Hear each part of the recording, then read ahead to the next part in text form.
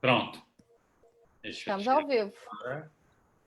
Cadê? Tá aqui. Parar de transmitir a tela. Vamos lá. Já estamos ao vivo. Indo, tá indo, tá indo. A gente tá chegando, meu povo. Já estamos ao vivo. Já estamos ao vivo, maravilha, com esse povo lindo e maravilhoso. Bom, é isso aí. Bom, pessoal, nós estamos aqui para bater um papo essa noite. Nós estamos começando uma série de eventos voltados para empresas familiares. Eu tenho dois convidados, duas pessoas extremamente especiais aqui. O Anuar, a gente vai falar um pouquinho do Anuar. Tudo bom, Anuar? Boa noite. Boa noite. Boa noite, Viviane. Boa noite, Anuar. Viviane está aqui com a gente também, doutora Viviane Pérez. Boa noite, doutora. Boa noite, Adam. Pode cortar o doutora. Então, vamos tirar o doutora. Bom, pessoal, nós vamos falar um pouquinho hoje sobre empresas familiares. Um tema que eu, em particular, e as pessoas que estão aqui com a gente, nós temos um carinho todo especial, porque quando a gente olha para o nosso país aí, nós estamos falando que mais de 80% das empresas do nosso país são empresas familiares. E desses 80% de empresas familiares, a grande parte delas, ou seja, 3 em cada 4, não passam da segunda geração. E se nós pensarmos no mundo, na realidade hoje, que o globo está passando, que o mundo está passando, que o nosso país está passando, a gente pensar em formas para poder ajudar essas empresas familiares a poderem crescer, poderem passar de uma geração para outra, a gente também está pensando na sociedade como um todo, né? E como as pessoas têm me acompanhado aí, as pessoas me conhecem, sabem do nosso compromisso com a prosperidade, a prosperidade da sociedade. Eu acho que nada mais significativo do que a gente bater um papo e poder ajudar essas empresas, né? Bom, eu estou aqui com um grande amigo e hoje quem está aqui no círculo com a gente é o Anuar. Anuar, se apresenta um pouquinho para a gente, o pessoal que está aí acompanhando, está nos acompanhando, conhecer o Anuar. Quem é o Anuar? Fala para a gente. Eu sou sócio de uma empresa fabricante de cadinhos para fundição. É um negócio que pouca gente conhece, mas é um mercado bastante interessante no Brasil. Tem mais de 2.000 empresas que compram cadinho. Nós iniciamos a atividade há uns 30 anos atrás, junto com meu pai. Até contei um pouquinho da história da gente para o Adam. Meu pai começou na indústria em 1957, então já como familiar, a empresa familiar já está há bastante tempo aí nessa caminhada. E hoje a empresa é uma empresa exportadora, 50% do que a gente faz para exportação e 50% mercado nacional. O nosso melhor mercado é aqui na América do Sul e tem bastante coisa na Ásia também. Uau! E fala uma coisa para mim, primeira coisa, né? Viviane, me ajuda aqui. Você sabe o que é cadinho? Eu ia perguntar a mesma coisa, porque ainda mais corona e cadinho, já pensei, né? Já bagunçou tudo, né? Já bagunçou tudo. É para colocar cerveja? É E chuveiro? comer um bocadinho de alguma coisa um Isso é coisa cadinho? de né? Um Um cadinho. cadinho? Cadinho! Conta para A nós. gente faz um cadinho, por exemplo, que cabe mais ou menos 800 quilos de alumínio líquido. Então, ele não é... Não é inho. Não. Ele é como se fosse ele em formato de um copo, formato de um vaso, mas ele vai dentro do forno e derrete o metal não ferroso. Alumínio, latão, bronze, zamaque, uma série e as suas ligas aí. Então, o cadinho serve para, vamos dizer, fundir esse metal dentro do forno e aí depois, com uma concha, com alguma forma de vazar, você coloca no molde e tem a peça de alumínio aí. A indústria de alumínio tem crescido bastante, né, por conta de diminuição de peso, facilidade de produção e tudo mais. Então, a gente tem trabalhado nessa linha de produto, né? Então, eles são aqueles grandes moldes, é isso? Que o Não, não são pessoal... moldes. Não é Uma molde, panela gigante, é isso? É isso aí. é uma panela. Boa. Só para o pessoal. Tem panela, vamos por exemplo assim, de 1 quilo para ouro e prata até É, 900 quilos de alumínio líquido.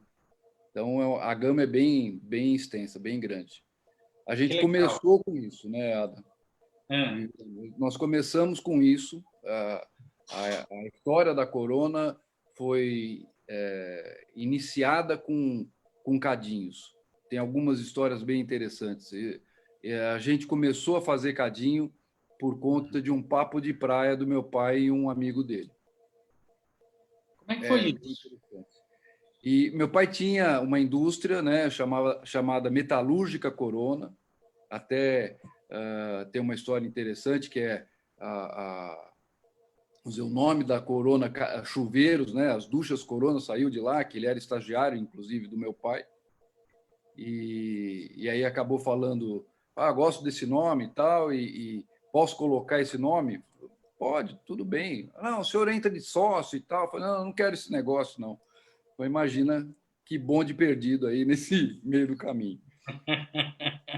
Iniciou nesse tempo É, com isqueiros para uso comum, né? Isqueiro normal, binga e tal, né? Que era é. exatamente que fazia para toda a parte de usinagem, a estamparia, a pedra de isqueiro a gente fazia também. Então iniciou com isso em É. 1957 e ao longo do 37? 57. Uau, 57, 1950. Olha só. 1957.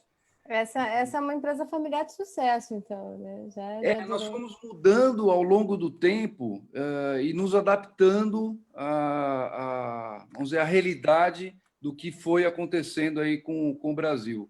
O Brasil, ao longo desse tempo, para a gente, por exemplo, entrou BIC, isqueiro BIC no Brasil, e aí bagunçou todo o nosso mercado, né?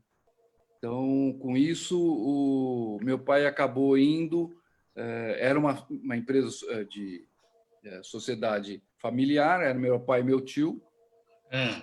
e aí eles acabaram deixando esse negócio do isqueiro e começando a produzir peças para automóvel, para linha branca, né, para fogão. A gente foi um grande parceiro da Brastemp, Continental 2001, quer dizer, isso estou falando há 40 anos atrás, né?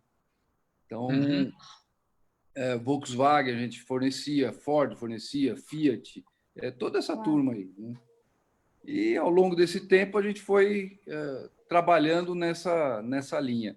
Ou seja, a parte de adaptação ao mercado, a gente já vem com a cabeça empírica até do meu pai, mas meu Faz pai... parte do DNA de vocês? Hã? Essa questão de adaptação faz um pouco parte do DNA da Cadinha? Faz porque na hora que ele percebeu que estava se perdendo no mercado, por exemplo, a parte de pedra de isqueiro, a gente continuou fazendo a matéria-prima para pedra de isqueiro, que é um metal chamado misch metal, e até era um derivado de cloreto de cério, uma coisa bem terras raras e tal.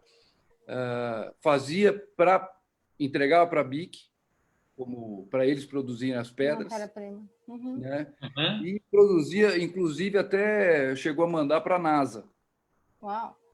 Um Caramba! negócio interessante, Fazia umas pedras enormes, acho que 150 quilos, mais ou menos, cilíndrica. Na hora que você vê a partida do foguete, você vê um monte de fagulha, não vê? Sim.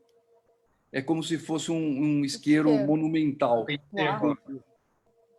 que passa vamos dizer, em vez da rodinha do isqueiro, É. uma rodinha monumental que dava a partida, ou seja, dava faísca para poder dar a partida no motor.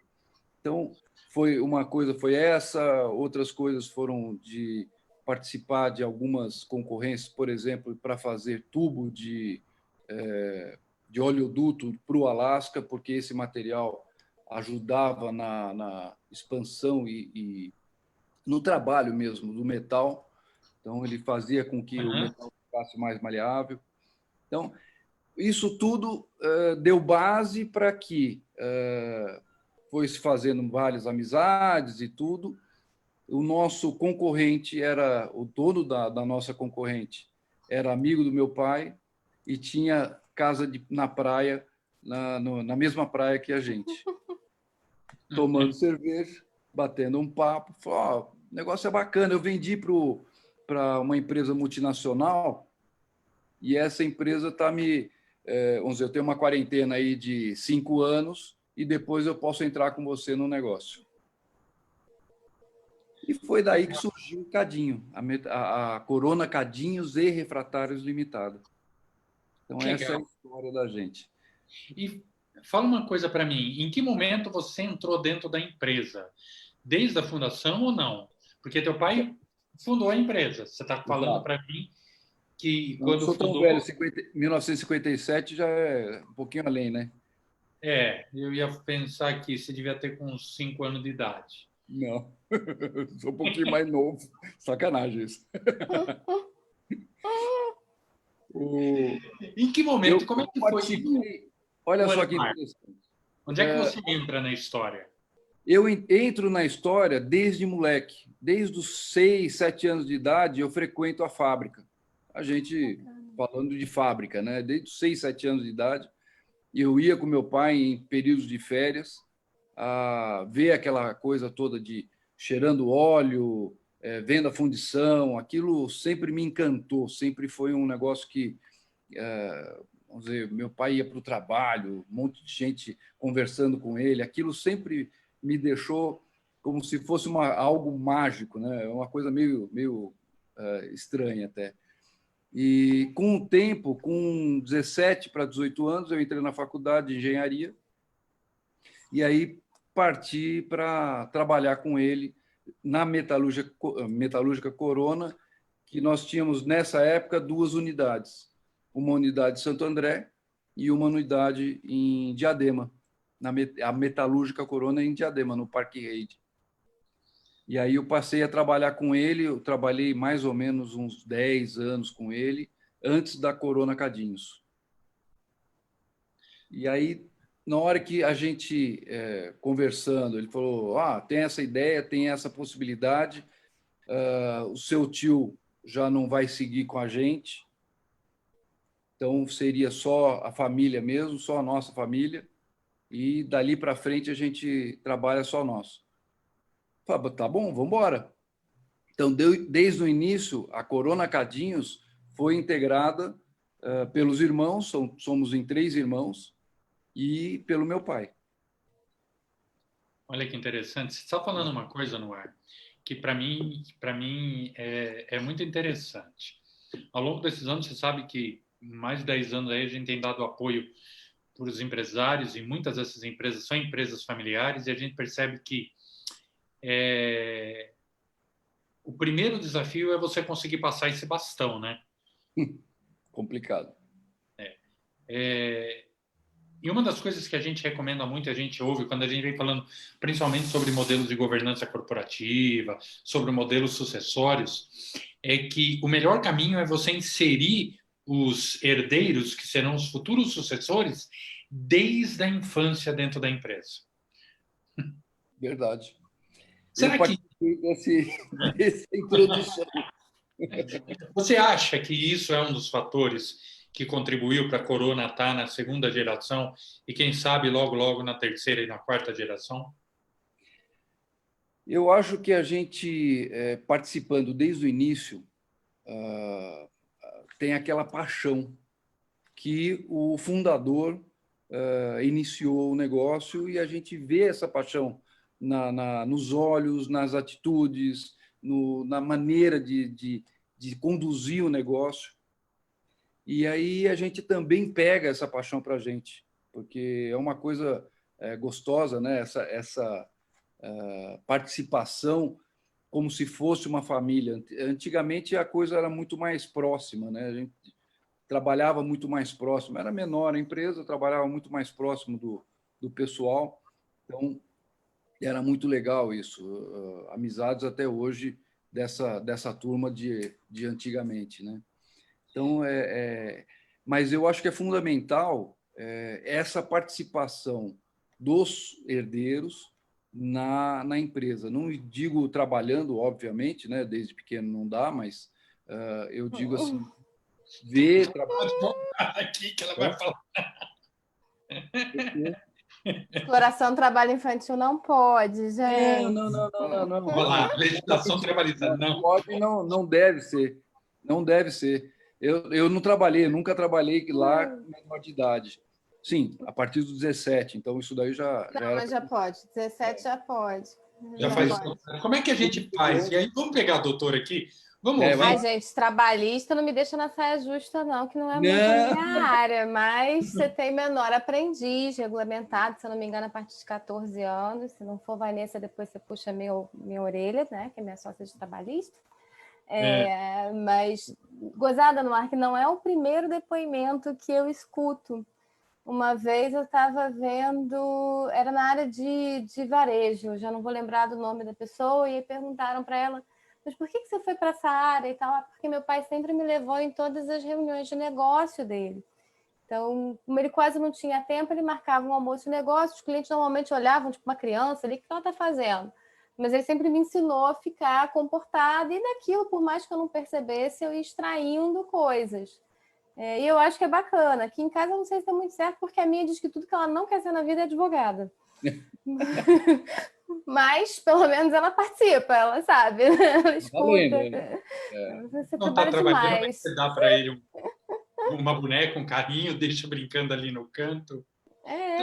Não está trabalhando. É um negócio interessante, porque eu adorava ir com meu pai ao trabalho, mas meu pai era militar, submarinista, marinha de guerra não pode para mulher, mas final de semana, quando ele tinha que fazer servir, né, dar pau, né, que a gente chama, e quando o navio estava no porto, não podia fazer com o navio andando, meu pai, ainda mais era um submarino, era meu playground, eu adorava estar ali.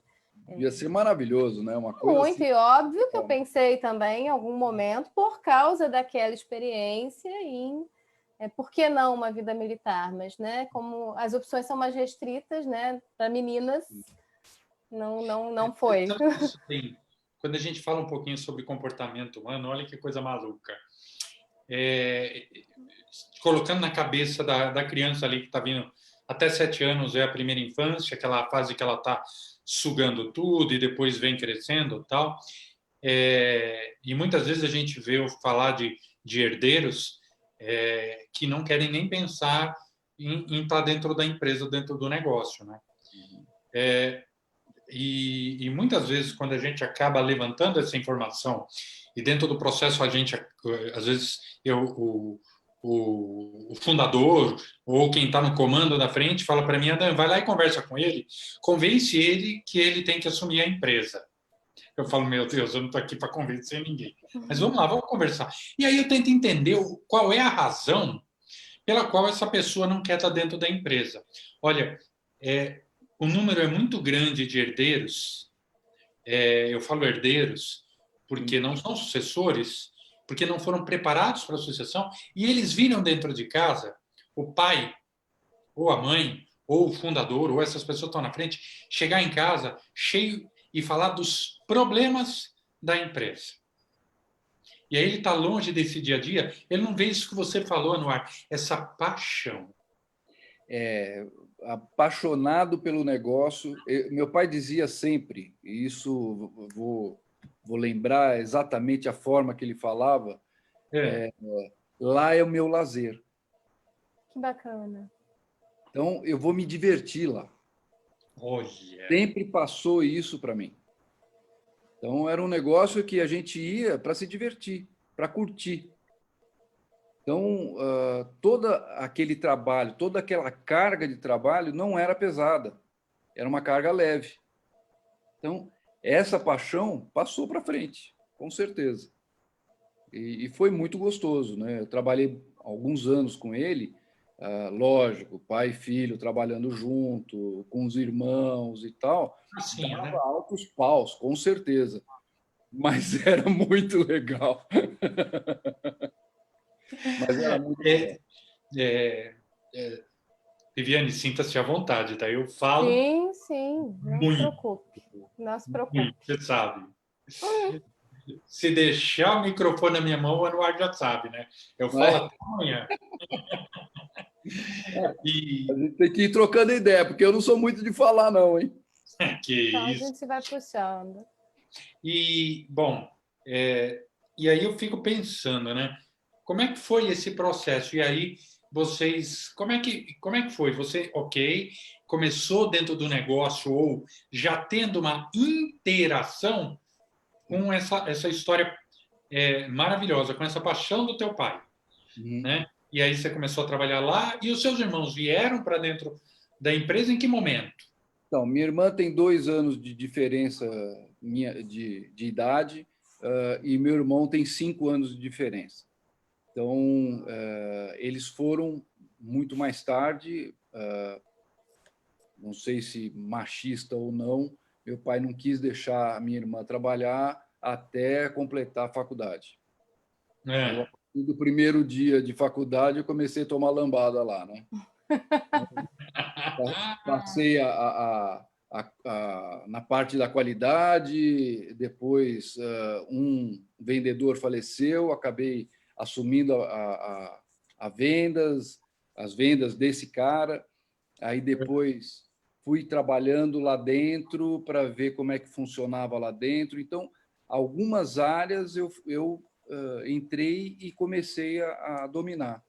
Minha irmã acabou indo para uma outra área que foi a parte de exportação, que ela já falava inglês, já tinha essa tranquilidade para poder negociar, e aí falava com os nossos clientes lá fora.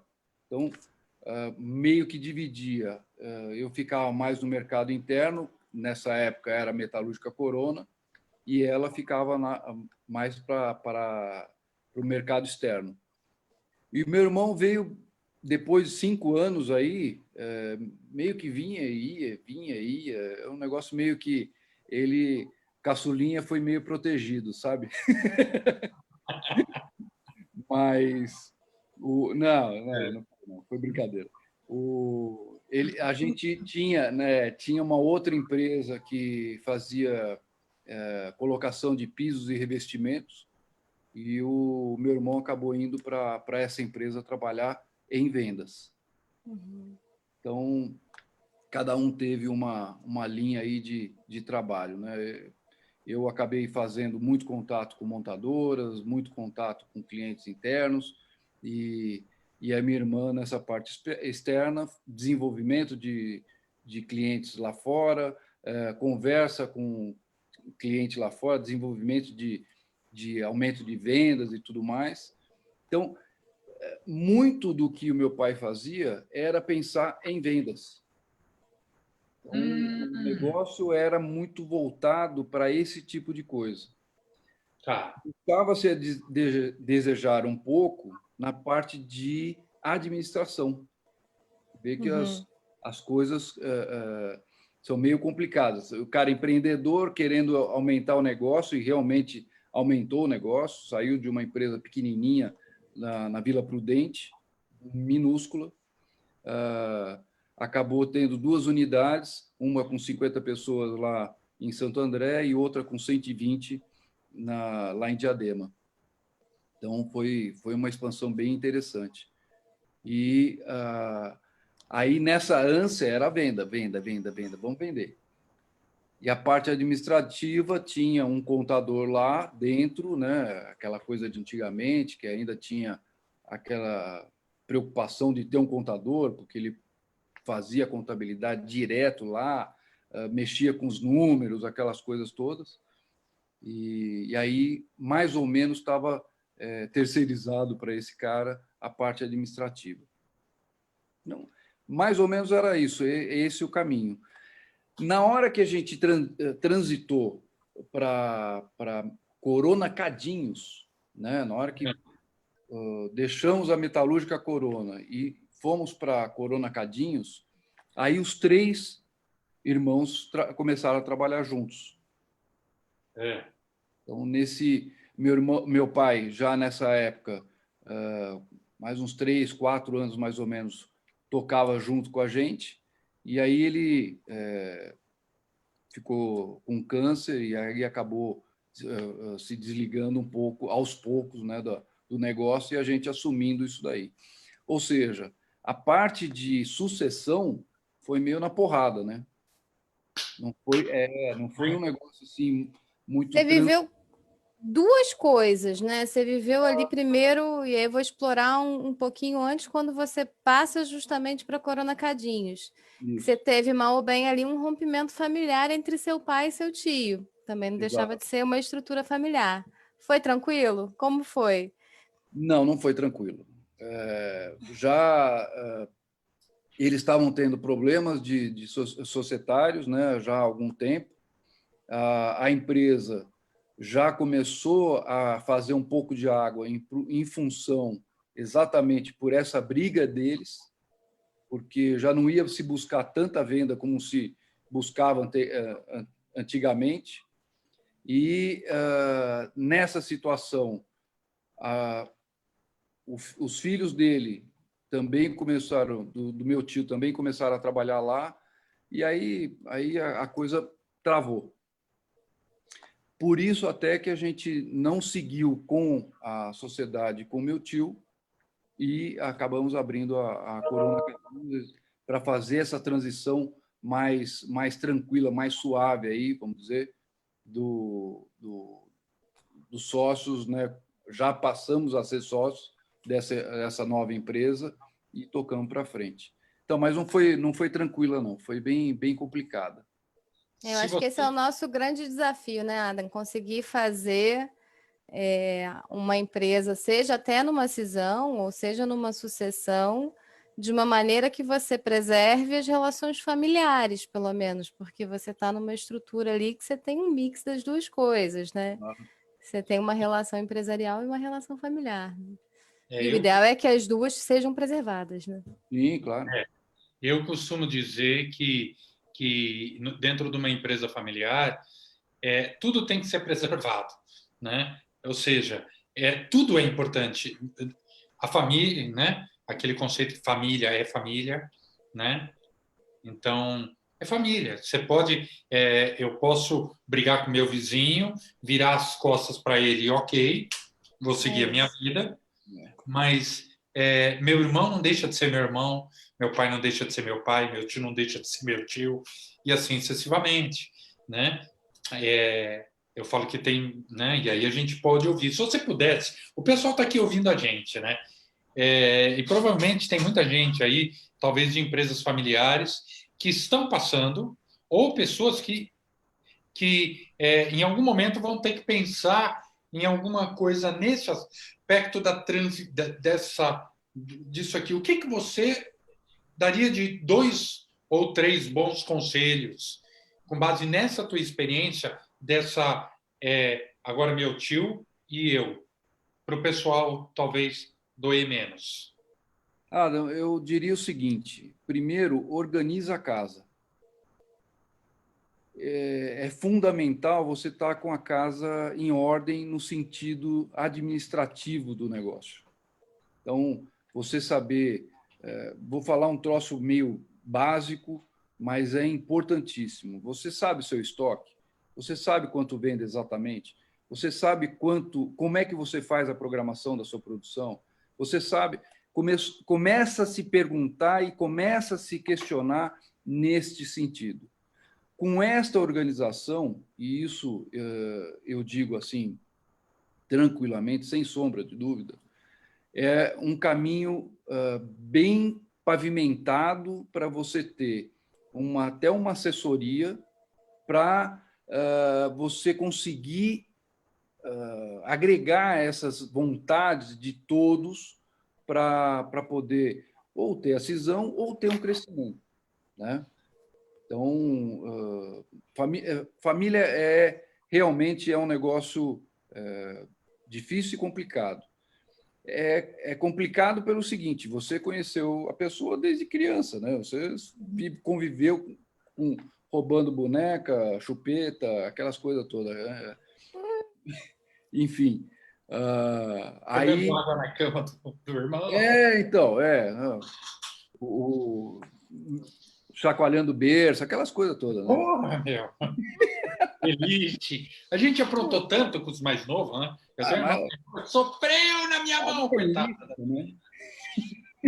E depois que cresce, não dá mais para amarrar no poste. Não. Então, com isso, tendo essa tranquilidade de você ter o seu negócio na mão, né? Sabendo, bem administrado, você consegue aí pensar de forma racional de como fazer uma divisão de tarefas até, ou um crescimento, porque uma coisa que eu sempre digo é o seguinte: alinhe pensamentos. Alinhe na sua empresa se todos estão pensando se é para caminhar para o norte, para o leste e para o oeste. Sim. Isso é fundamental, porque às vezes eu quero expandir a minha empresa para ser uma multinacional. Meu irmão não quer. Ou minha irmã está querendo ficar pequenininha. Quer dizer, tem que alinhar essa cabeça de uma só vez para poder não fazer com que a empresa sofra. Então, E a família também não, né? Família, porque senão depois começa, como a gente falou, a gente não é mais criança, e aí as brigas ou as situações tomam outras proporções, né? Sim. Exatamente. E aí entra a doutora Viviane aqui, que sabe muito bem disso, né? Sim, sim, sim. E até para você não frustrar expectativas, né? Porque dentro desse conceito você falou, eu quero crescer. Você tem um outro irmão na empresa que não quer. Se essas duas coisas não estão declaradas, quer dizer, você vai sempre botar a culpa no seu irmão porque não cresceu, ou seu irmão vai botar a culpa em você porque não tem mais vida, porque cresceu demais, né? Então, eu acho que as expectativas precisam ser alinhadas. Eu acho que até o mais difícil quando você está fora da parte jurídica, as ferramentas jurídicas eu vou deixar só cenas do próximo capítulo. Mas estruturar, assim, saber identificar também, né, dentro do teu conjunto familiar, o que cada um faz de melhor e alocar essas funções. Né, para você conseguir melhor aproveitar o que tem de cada um ali. Porque ninguém é bom em tudo, né? Então tem que conseguir fazer esse ajuste para a coisa fluir de uma maneira melhor. Não adianta você botar. Eu digo, minha filha diz que nunca vai fazer direito, mas ela tem um perfil artístico que eu nunca tive na vida. Imagina botar alguém com perfil artístico para ficar, sei lá, fazendo uma coisa 100% mais mecânica. Não vai funcionar. Então tem que saber também um pouco alinhar esses perfis e, eventualmente, a pessoa que você... Eu brinco, tem que combinar com os gregos também, né? Porque, eventualmente, a pessoa que você quer que seja seu sucessor não quer estar naquela empresa, quer ter outra vibe. Então, como é que a gente vai estruturar aquilo para que ele tire frutos, né, de uma maneira segura, de uma maneira para ele e para a continuidade da empresa? Exatamente. Eu acho que a questão das expectativas tem que ser bem alinhada, né? Nesse ponto organize sua empresa e alinhe pensamentos. Se você sabe para onde você está indo, você tem como administrar. Isso para muitas empresas, a gente vê histórias e histórias de empresas familiares aí. Meu tio queria fazenda. Eu queria transportadora. Eu queria não sei o quê. Quer dizer, eu queria correr de carro, sei lá. Aí tem várias coisas aí nesse sentido que, na hora que você tem a sua empresa na mão e tem o alinhamento de pensamentos, você consegue delinear, peraí, então, você não quer? Tá bom, então vamos colocar uma pessoa que faça isso. Não precisa de se desfazer do negócio, não precisa se desmantelar toda uma estrutura que demorou um tempo para crescer, para se organizar, sedimentar e tudo mais, e passa a ser sócio de um negócio próspero. Sim, Né? é isso. É isso. E fala uma coisa para mim. A gente está falando aqui de um dos desafios foi esse momento de, ok, a Viviane, né, comentou muito bem, né? Ok, uma família para um lado, tio por outro lado, e depois, como é que foi esse processo depois? Conta para me, fala um pouquinho para a gente. Então, nesse início de trabalho da Corona Cadinhos, aí, nesse caso, né, É. foi bem interessante, porque nós começamos a trabalhar, e eu, na época, estava em vendas, né, comecei a visitar meia dúzia de clientes, né?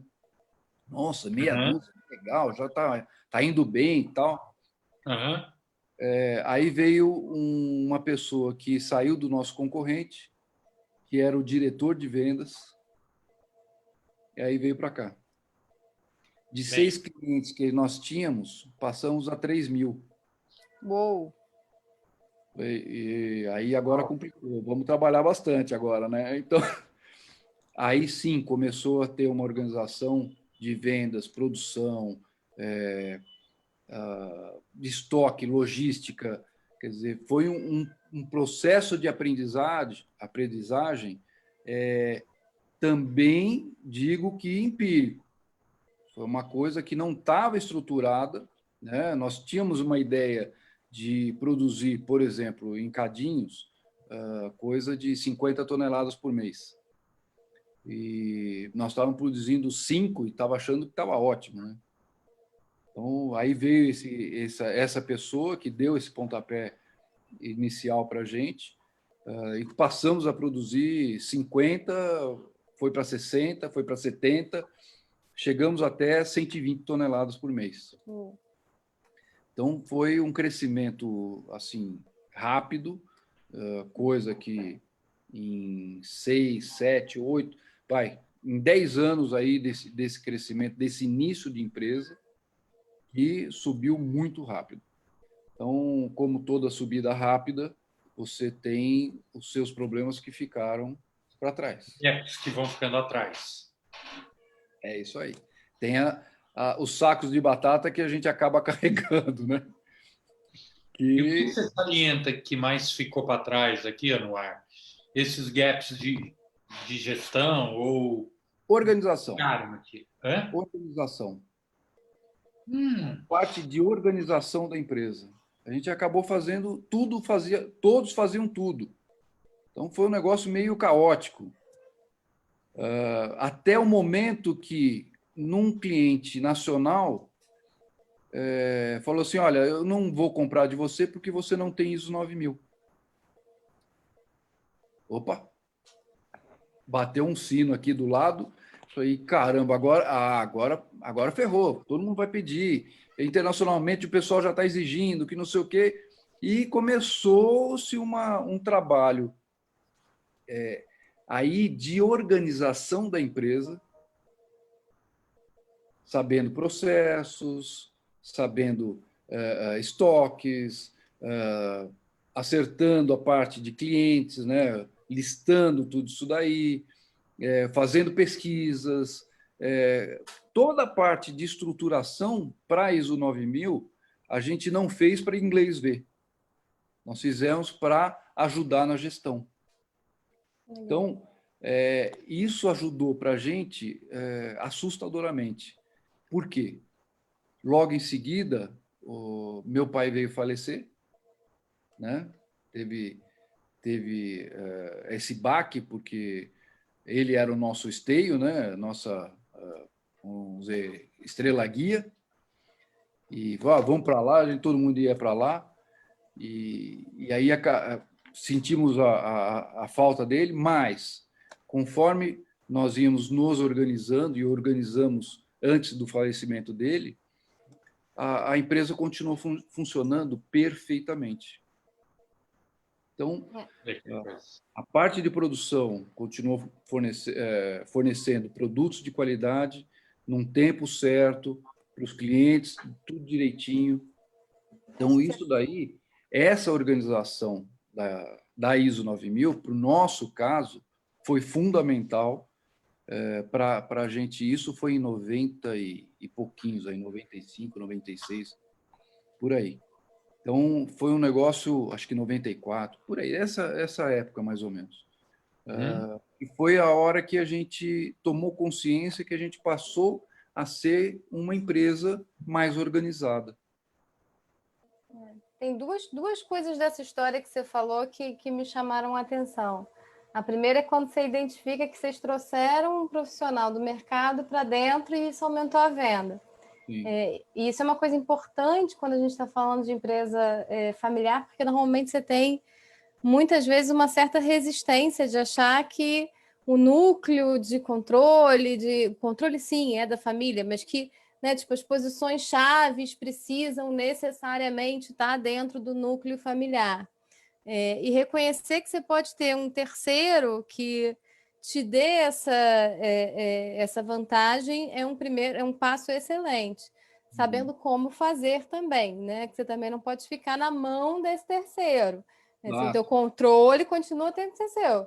E aí vem a questão da organização, né? Que a gente chama um pouco de profissionalização de empresa familiar, que é justamente trazer essa gestão mais organizada, com processo, com trazer um planejador, né, para efetivamente traçar, desenhar processos de administração, para que a empresa possa seguir sem aquelas pessoas chaves da família, porque isso é um outro erro, achar que você vai ser eterno e que, né, tudo depende, não pode girar em torno de uma única pessoa ou de uma única família, ela tem que ter uma existência própria, né? E sempre muito há essa confusão, ainda mais quando a gente fala de pessoa, de empresa familiar, até juridicamente uma confusão que não pode ter entre CPF e CNPJ, né? Até na prática, inclusive, essa contaminação de pagar conta pessoal dentro do caixa da empresa, né? E essa organização ajuda muito nisso. Né? Então, para você ter uma ideia, a formação da Corona teve... nós, família, são 4, mais 4, meu pai e os 3 irmãos, e mais 3 pessoas de fora. A organização ajuda muito. E mais 3 pessoas de fora, que veio trazer para nós a tecnologia de produção de cadinho. É isso aí. Nesta mesma época, 6 meses depois que meu pai faleceu o cara que trouxe toda a tecnologia para a gente produzir cadinho. O cadinho não perdeu qualidade, não perdeu ritmo, não perdeu absolutamente nada em função desta organização que nós tínhamos lá. Então, a gente considera, nesse ponto, fundamental para a permanência do negócio. É isso aí. Então, é exatamente isso. Fica nas costas de uma pessoa só, que sabe o know-how, sabe todo o como fazer a produção, a formulação e tudo mais. E aí você, com o falecimento dele, poderia ter um grande problema no meio do caminho. E não teve. Então, nós já estávamos todos organizados, com formulação padronizada, com tamanhos de cadinho padronizado, com toda a parte de produção, tudo organizado. Então, nesse ponto, essa profissionalização que nós tivemos foi fundamental para a continuidade do negócio. E isso faz 20 anos atrás. Então, não precisa ter tamanho, né, Anuar? Você pode ter o ideal seria que você tivesse essa profissionalização desde o início, inclusive, né? Você não tem que esperar virar uma grande empresa para aí sim adotar necessariamente as práticas de uma grande empresa. As pessoas acham também que isso tem um custo absurdo, e não tem, né? Viane, nós começamos, vamos dizer, eu falei das outras empresas, nós tínhamos quase 200 funcionários, 200 colaboradores, né, naquela época. Para Corona Cadinhos, a gente caiu para 50. Caramba! Com 50 pessoas, um pouco menos até, com 40 pessoas, nessa época a gente tinha 42 funcionários, 42 colaboradores. E a gente implantou a ISO e a coisa continuou. Chegamos a 50 funcionários há pouco tempo atrás. Com essa crise toda aí que deu a partir de 2008, nós passamos uma outra crise também, mas, enfim, depois eu conto isso. Você sabe que você está falando, me fica muito isso, e o que a Viviane falou também tem muito sentido, e eu tenho visto isso ao longo da nossa experiência aqui, que às vezes a gente abre uma empresa, o fundador abre o negócio, ele no começo ali é o que a gente chama do autoempregado, né? Ou seja, eu estou correndo para vender, vendo, aí depois que eu vendi para caramba, eu paro, vou lá, produzo para entregar o que eu vendi, aí eu entrego o que eu vendi, aí eu volto vendo, e aí fica esse caminho, a empresa vai crescendo meio que na mão dele, né? Sim. Por quê? Isso faz parte? Faz parte do processo de aprendizado, né? Isso que faz com que o cara, com que ele conheça o mercado, com que ele melhore o produto, com que ele vá adquirindo esse know-how aqui. Mas a empresa tem que crescer, e ela vai crescer com isso que você está falando, que é a gestão do negócio. É essa gestão que vai proporcionar esse crescimento sustentável, né? Esses alicerces. A gente nunca deixou de utilizar, como você falou, Viviane, de gente de fora para orientação. Nós nunca deixamos. Tanto na parte de gestão em si, como na parte de organização. Hoje, por exemplo, a gente está, vamos dizer, tendo um impacto enorme de uma mudança de sistema. Faz um ano e pouquinho que nós mudamos o sistema lá de informação e tal. ERP? Não, a gente colocou extremamente simples, mas com uma complexidade, Adam, impressionante. Ele atende em todas as formas o que a gente precisa fazer. Então, poxa, que legal! Até foi um parceiro nosso, vamos dizer, a gente vou até falar, dar uma partezinha. Eu faço parte do CIESP, né? O Adam também ajuda a gente lá e tudo, né? O CIESP, eu sendo das indústrias do Estado de São Paulo, da regional de Diadema. Então, a gente acaba também tendo mais informações de fora em função disso. Eu conheci o Adam exatamente por lá, né? O CIESP possibilitou essas informações todas, né, que a gente consegue pegar profissionais de ordem de grandeza excelente, né, que podem nos ajudar dentro da empresa e colabora nesse sentido. Então, foi um dos parceiros nossos do CIESP, que é a Ravel, que indicou essa empresa. Chama DB Corp. Até fiz o jabá deles lá, né? Mas, enfim. Essa DB Corp, ela promete, vamos dizer, chegou lá prometendo, não, a gente faz programação, faz a parte de fluxo de caixa, vendas e não sei o quê, toda a parte de contabilidade e tal. Cara, entregou. Bom. Entregou tudo. Bom. Então, aí deu uma outra visão de negócio que hoje a gente está com desculpa só te cortar um pouquinho. Não, fica à vontade. Uma visão nova aí de painéis de controle. Indicador, KPIs, o dashboard do negócio. Exatamente. Então, a gente começa a ter uma ideia de gestão totalmente diferente do que essa mão na massa. Hoje, nós estamos... quem começou o negócio já está ficando um pouquinho mais velho, um pouquinho só, não muito, né? Barba um pouquinho mais branca, aquela coisa toda. E a gente tem que já começar a preparar para a próxima etapa. Então, se a gente não organiza, conforme eu falei no início, a empresa, para estar ela na mão, para informações rápidas, certas, fiéis da realidade, você não consegue passar para ninguém isso. E ainda que não sejam seus herdeiros, né? Porque essa também é uma opção. Você eventualmente tem herdeiros que não querem, né, atuar naquele negócio, e você tem que ter uma estrutura o mínimo possível organizada para poder fazer um M&A decente, para você conseguir um valor de venda compatível com o teu negócio. Não adianta você vender um negócio que só você sabe operar, né? Se você não vai junto, não adianta nada. Não, tem que ser eterno, né? Aí não dá. Pois é, não dá. Tem uma expressão americana que eu gosto muito, que chama ownership, né? Ou seja, quem é o dono desse navio? Quem é o comandante desse navio? Isso é autorresponsabilidade, ou seja, eu sou responsável. Ponto. E aí eu sempre faço uma pergunta quando a gente está trabalhando ali. Eu faço uma pergunta mais ou menos o seguinte: tá, você é o dono do teu navio? Você sabe para onde você está?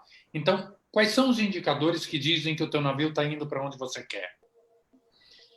Sim. Uma empresa sem esse controle, Anuar, é muito rico você falar isso, porque uma empresa que ela não tem na mão os principais indicadores de performance e de forma rápida e fácil, você está fazendo isso aqui, ó. Acho que é por aqui. Acho que é por aqui. Aí por aqui tem um paredão na sua frente que você dá uma cacetada que nunca mais se recupera. E a questão da informação, ela facilita até o diálogo interno entre as pessoas da família que estão naquela empresa. Porque deixa de ser é por ali porque meu irmão acha que é por ali. É por ali porque os indicadores estão aqui. Aí começa a virar briga, né? A gente vai procurar o advogado. E vai procurar o advogado por bom sentido, né? Vai procurar por briga. Resolve, em vez de evitar a briga, ele vai procurar para resolver a briga. Exato. Porque o que está acontecendo com a gente agora lá? Com essas informações, a gente sofreu muito tempo de falta de informação. Tem 30 anos a empresa. E mesmo assim, com todo o ISO 9000, com toda a organização que nós fizemos, ainda tínhamos muita falha de informação. E a gente está sempre construindo, na verdade, né? Com isso, o que aconteceu? Começamos a extrair informações que o mercado de cadinho é um mercado, no Brasil, complicado, está diminuindo. Então, como é que a gente vai fazer? O que a gente vai fazer? Quais são as ações que você vai começar a ter agora para curto, médio e longo prazo? Então, passamos a trabalhar com uma visão aonde está o mercado de cadinho e o que mais a gente pode fazer para atender o mesmo mercado com a mesma empresa, com outros produtos. E vocês estão criando novos produtos? Nós estamos criando alguns produtos.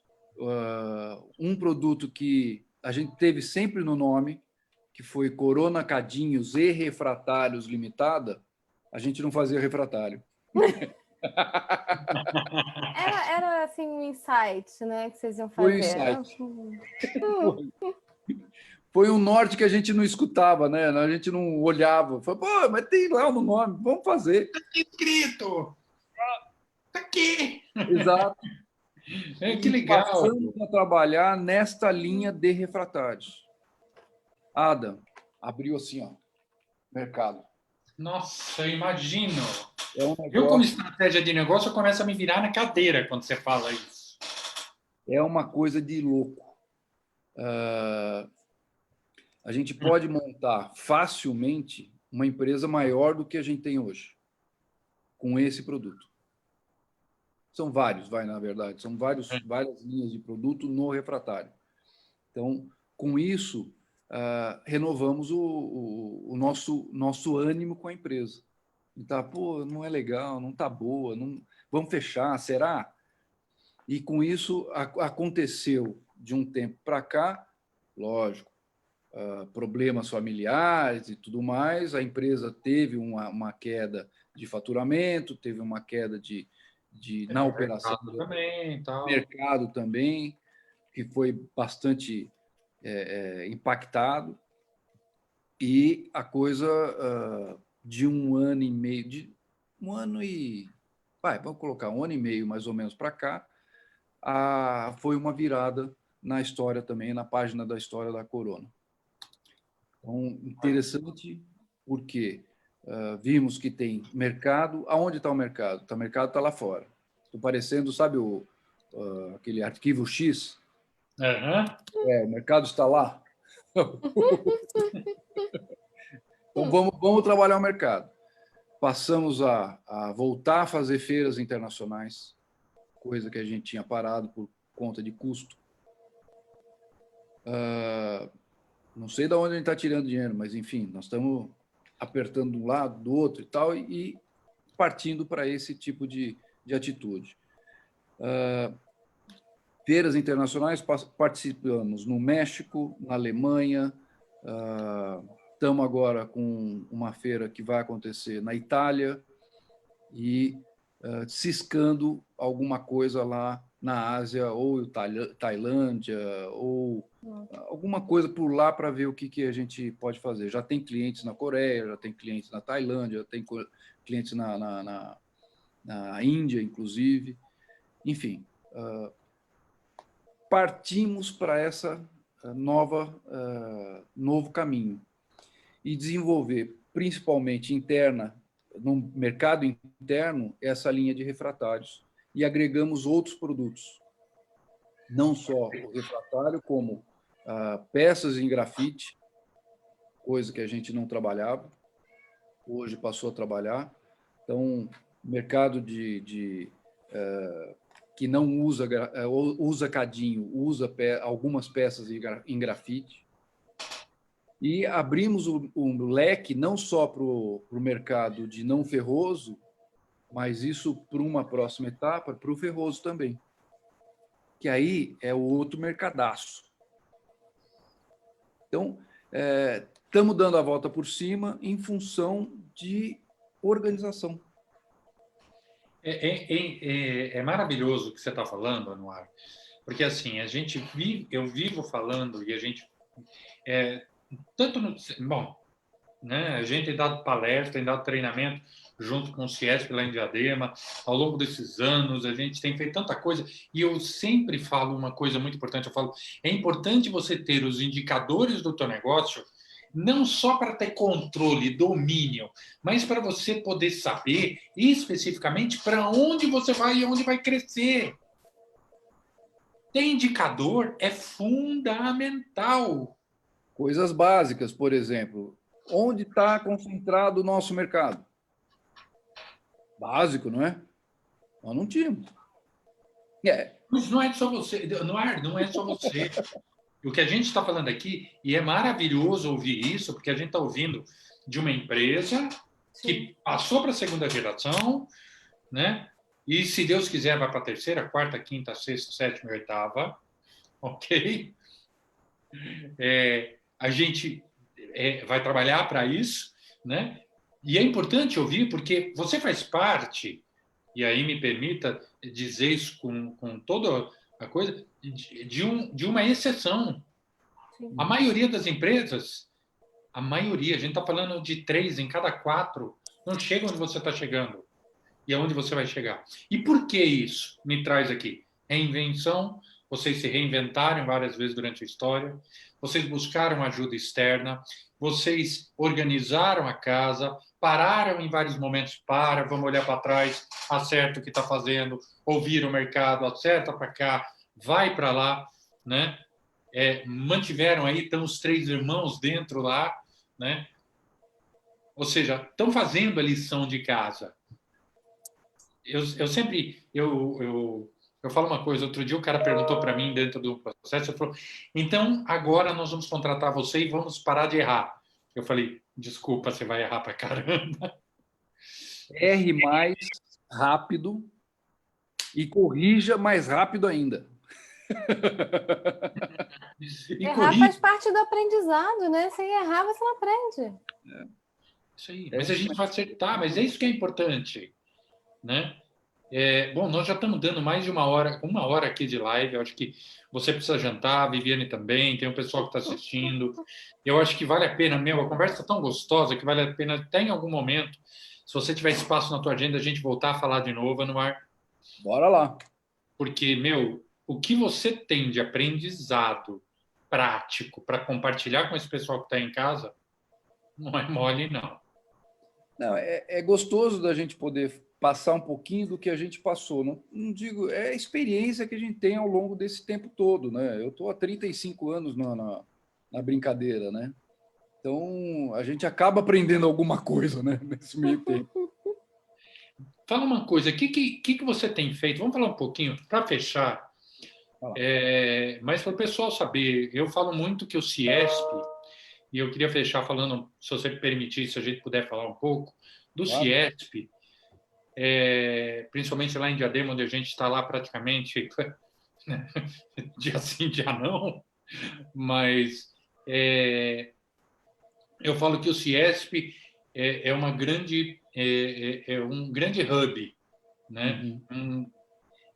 Fala um pouquinho do trabalho que o Ciesp tem feito, né? Principalmente aí na tua liderança lá na frente do Ciesp, e como o empresário que está aqui, porque está na frente de uma empresa, você sabe, a gente sabe, a gente de uma forma ou de outra, nós somos empresários e tudo mais, é solitário.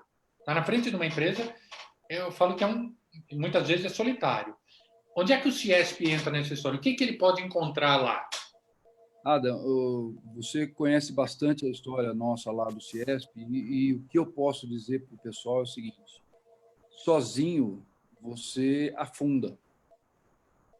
A teia que a gente acaba se amarrando, se enredando, faz com que a gente se fortaleça e que isso faça com que a gente tenha novas ideias, tenha novos pensamentos. Na hora que a gente assumiu, eu falo a gente porque somos em quatro, na verdade, tocando o negócio, né?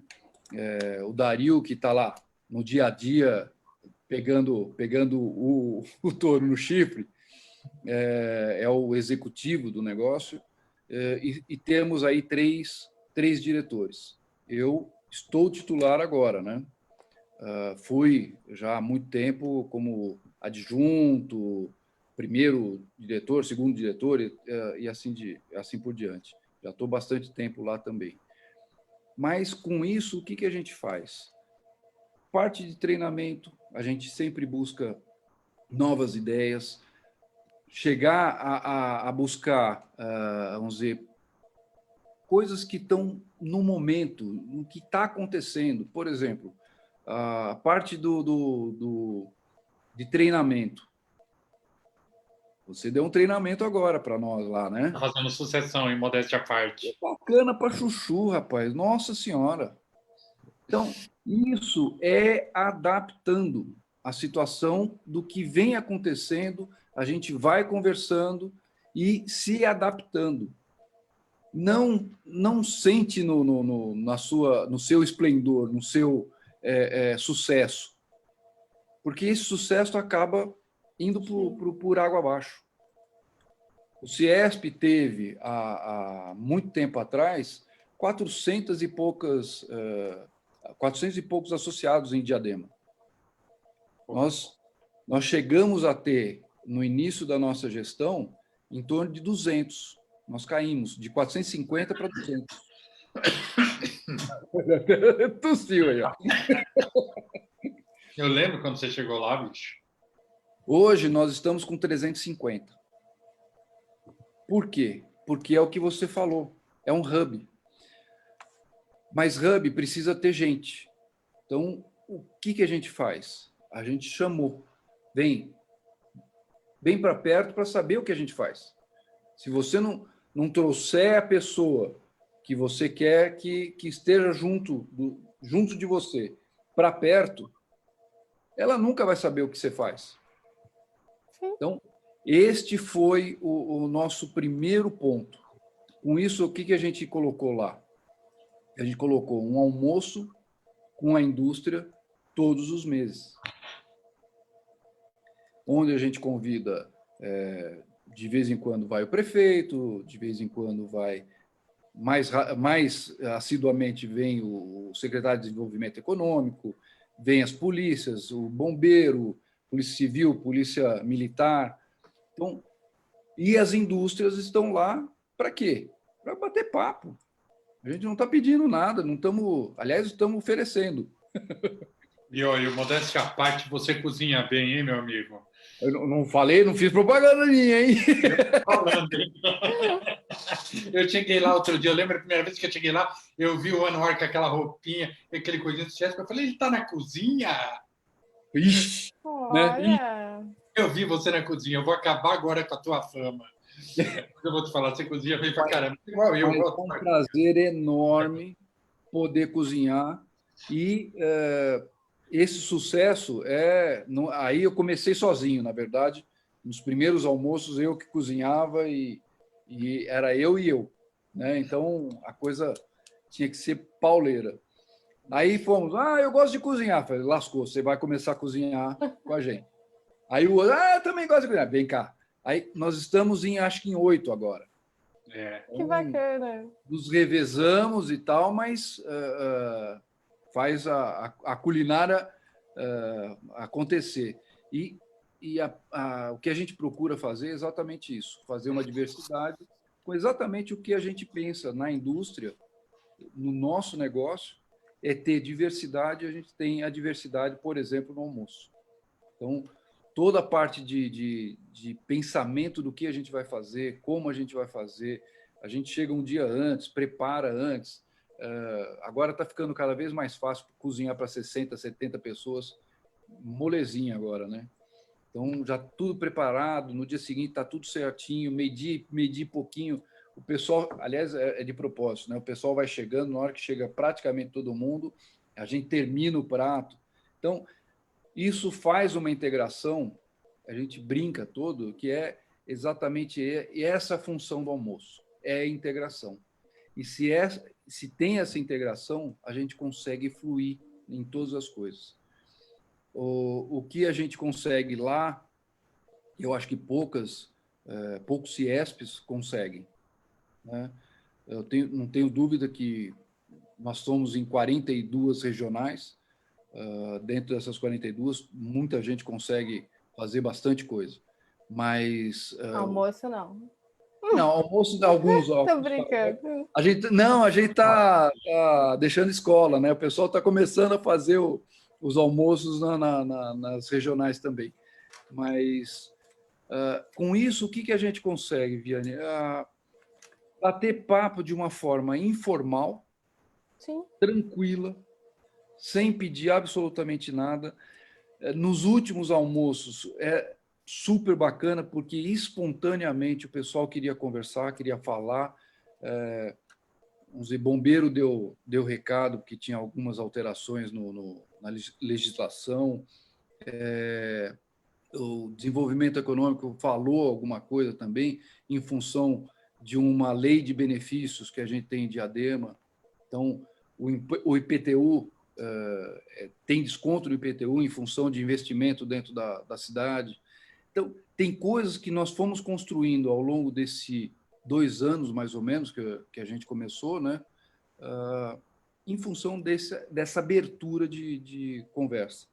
Legal. Então, o que eu digo, o CIESP faz isso, desculpa, Ada, o CIESP faz isso exatamente para que, com o fortalecimento da indústria, com essa união que a gente tem industrial, a gente, com certeza, consegue, no bater papo lá, mas eu não fazia isso na minha empresa. Legal, como é que funciona? Como é que não funciona? O que você fez? O que você não fez? Essa troca de experiência é riquíssima, né? O Adam participou de algumas vezes lá. Eu te convido também, quando você vier para São Paulo, a hora que parar essa pandemia, essa coisa doida aí. Agora a gente está fazendo tudo virtual, né? Por enquanto. Estamos fazendo tudo virtual aqui. Mas isso é importante que você falou, até porque, assim, essa visão de que o teu concorrente não é teu inimigo. Não. Até porque se ele faz alguma coisa muito ruim, o teu mercado está prejudicado também, ele contamina a imagem de um mercado como um todo. Então, essa troca que às vezes as pessoas têm medo é tão importante, né? O medo é natural, porque acha que vai trocar informações de cliente a cliente. Para, gente, não é nada Nem disso. pode, olha, LGPD aí, ó, não pode, é um Tem jabá. cabimento um negócio desse. Exatamente. Tem cabimento uma coisa dessa. Mas você pode trocar informações de práticas dentro da empresa. E essas práticas são extremamente válidas para você, na parte administrativa, na parte por exemplo, tudo. até a parte de elétrica, né? Eu troquei várias ideias com a parte de eletricidade, como é que a gente podia economizar, com não sei o quê. Pô, conseguimos economizar lá 10% mais ou menos da nossa conta, a gente conseguiu economizar em função disso, batendo papo. Então, é fundamental juntar, não ficar em si mesmado, né? Até dentro do seu negócio. Ah, não tenho tempo. Tem. Com certeza você tem tempo para dispor de 1 hora, 2, para fazer esse network. É aquela velha história, né? A gente é a média das pessoas com as quais a gente mais se relaciona, né? Então é importante a gente estar no meio de outros empresários, a gente poder fazer essa troca de figurinha, a gente poder aprender tanto na parte técnica, mas também na parte relacional, abre portas, geram parcerias, eu faço, você não faz, vem aqui, vamos construir juntos. Você mesmo contou o próprio histórico da Cadinha, né? Como é que ela começou lá atrás? Puta, com um carro, fazer não sei o quê. Então, e o que a gente percebe, e o que é mais interessante, Anor, você está falando, pelo menos eu falo um pouco a minha experiência, os empresários mais maduros e os que mais crescem são aqueles que conseguem ter esse canal de comunicação com outros empresários, com outros mercados, ou seja, eles estão abertos. Porque quanto mais eu me fecho, mais eu fecho a minha empresa. E não dá. E hoje em dia, principalmente na realidade que a gente está vivendo hoje, não dá mais. Não dá. Salvaguarda raríssimas exceções, mas Não não. tem esse negócio de, eu sou vanguarda, não preciso de ninguém. Sou vanguarda, sempre preciso mais de gente ainda, né? Preciso mais conversar para saber o que está acontecendo para continuar na vanguarda. Bom, se o pessoal quiser saber mais do Ciesp, você quer Ciesp tem um site, tem Facebook, tem site, nós estamos desenvolvendo várias formas de comunicação aí. Quarta-feira agora, inclusive, tem a nossa plenária virtual, né? Agora de manhã não, desculpa, acho que é à tarde, vou ver direitinho o horário, mas enfim. Não, a nossa agenda quarta-feira está lotada. De manhã tem o treinamento com o pessoal de venda. Treinamento, isso aí, é treinamento. E depois a gente está junto aí. Exatamente. Na plenária. Bom, se o pessoal, podem entrar em contato pelo Facebook. Entra no site do Ciesp e liga lá, fala com o Dario ou com a Sueli, que eles vão estar aí à disposição, com certeza, para te ajudar aí. Porque a gente tem, além do que a gente faz desse networking, tem alguns produtos. Eu não vou ficar fazendo jabá aqui desses produtos, que tem uma infinidade de coisas, né? Um mais importante que eu acho é a questão da liminar que a gente tem com relação à CETESB, né? A CETESB, quando você vai renovar, se você for direto sem ser associado ao Ciesp, você paga mais ou menos umas 1000 vezes mais do que você pagaria com o Ciesp. Então, é um negócio que vale a pena. Só disso daí já tirou a mensalidade do Ciesp tranquilamente. Então, entre em contato que vale a pena. Bom, Anuário, eu quero agradecer teu tempo. Quero deixar um abraço para o Dario, que deve estar aí assistindo a gente, né? Se não assistiu, depois amanhã eu vou lá e... Dario, vem ver o chefe. Dá uma putada de orelha nele. Mas, Anuário, obrigado demais pelo teu tempo, obrigado pela tua experiência. Já deixo um convite para a gente voltar de novo aqui, porque, a gente tem muito para aprender.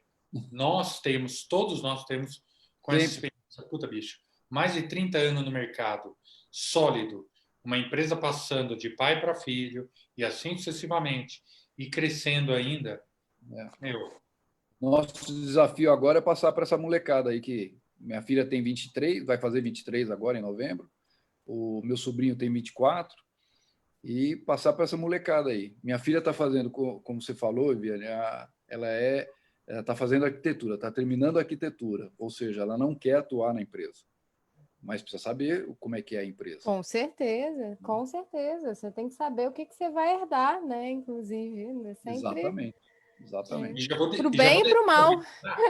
E já vou aproveitar no ar o gancho aqui da bola pingando, porque quarta-feira a gente vai estar conversando com a doutora Viviane exatamente sobre esses aspectos jurídicos, ok? Desse processo de sucessão. E se eu tenho um herdeiro, mas não tenho um sucessor? Quais são os direitos? Quais são os deveres? Tem direito? Tem dever? Não sei. Como é que a gente faz para fazer esse processo? Você vai estar aqui falando com a gente, né, doutora? Estarei na quarta-feira. Se você me permitir, eu também estou aqui. Vem com a gente.